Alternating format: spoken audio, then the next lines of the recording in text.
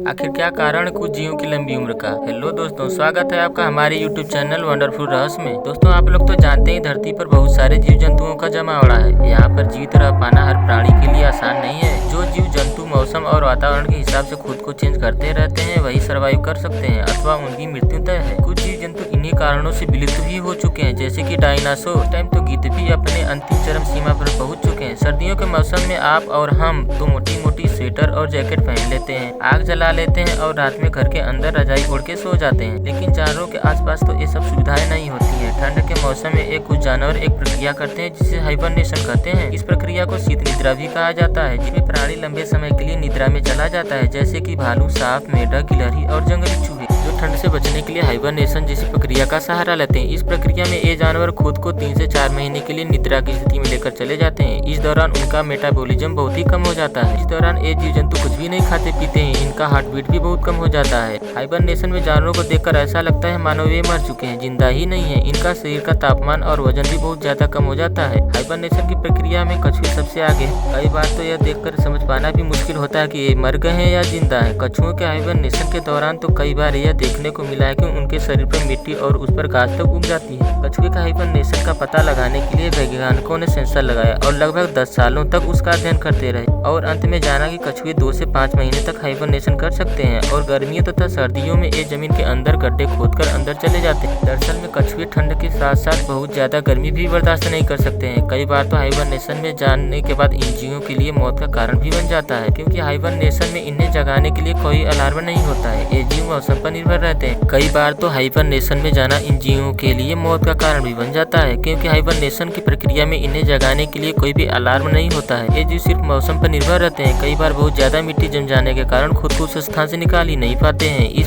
स्थिति में उनके शरीर की ऊर्जा भी बहुत कम हो जाती है, जिसके कारण इन जीवों की मृत्यु हो जाती है। कुछ कछुए अपनी हिम्मत नहीं हारते हैं और मिट्टी के पहाड़ को ही लेकर पीठ पर चल देते हैं। हालांकि कछुए की पीठ पर लदा मिट्टी इन कछुओं के कुल भार से भी अधिक होता है। वैज्ञानिक सबसे ज्यादा इस बात से हैरान हुए हैं कि इस प्रक्रिया में कछुए सबसे ज्यादा सांस कैसे लेते हैं। अध्ययन से पता चला कि कछुए इस दौरान ऑक्सीजन फ्री मोड में कर देते हैं, क्योंकि जमीन के अंदर ऑक्सीजन की मात्रा बहुत ही कम होती है। कुछ कछुए सांस लेने के लिए अपनी त्वचा का भी प्रयोग करते हैं। ऑक्सीजन फ्री मोड की प्रक्रिया में कछुए अपने शरीर के अंदर एक खास प्रकार का रसायन एंजाइम्स बनाते हैं, जिससे उन्हें सांस लेने के लिए ऑक्सीजन की जरूरत ही नहीं पड़ती है। अन्य प्रजातियों के कछुए ऐसे भी होते हैं जो खुद को जमीन के अंदर हाइबरनेशन नहीं कर सकते हैं। ये प्रक्रिया के लिए समुद्र की गहराइयों में चले जाते हैं, क्योंकि समुद्र की गहराइयों में भले ही समुद्र तट पर बर्फ जमा होता है, लेकिन नीचे गहराई में भी टेम्परेचर नॉर्मल होता है और पानी ही होता है। लेकिन अगर कछुए पानी की सतह पर होते हैं और पानी जम जाए तो उनके लिए बहुत ही बड़ी परेशानी हो जाती है। सन 2016 में चीन में बहुत अधिक ठंड पड़ने के कारण सारे एक्वेरियम जमा हो गए थे और पानी के साथ साथ कछुए भी जम गए थे, जिसके कारण इनकी मौत हो गई थी।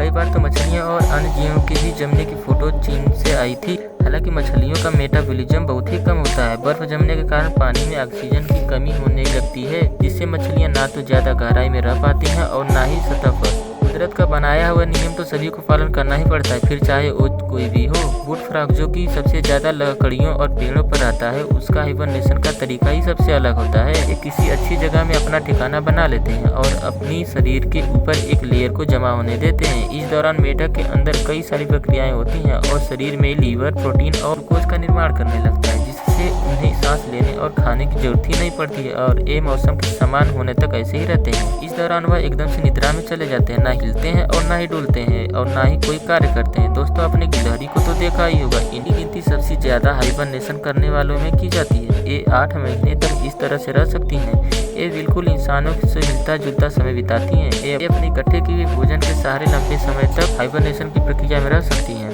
हाइबरनेशन प्रक्रिया से बाहर आने के लिए कुदरत ने इन जानवरों को भी एक अलग ही अलार्म लग दिया हुआ है, जिस तरह से इंसान अपनी निद्रा पूरी हो जाने पर जाग जाता है।